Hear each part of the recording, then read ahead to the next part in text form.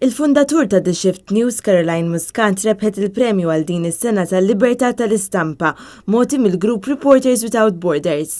F'serata li saret f'Berlin, Caroline Muscat ingħatat dan il-premju għal ħidma tagħha kontra l-korruzzjoni u għarrida biex tkompli tistinka fil-ġurnaliżmu minkejja pressjoni qawwija sabiex tieqaf.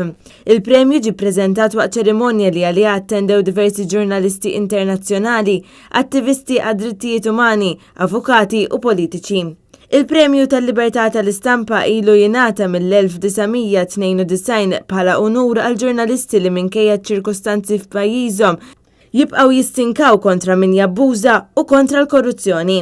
Caroline Muscat iddedikat dan il-premju lil ġurnalista Daphne Caruana Galizia li ġiet assassinata fl-2017.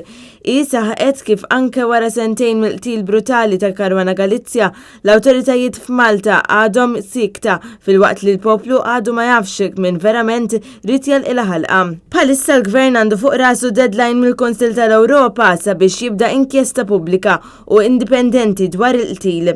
Issa baqa biss 14 il-ġurnata iżda minkejja dan il-Gvern għadu ma għamel xejn.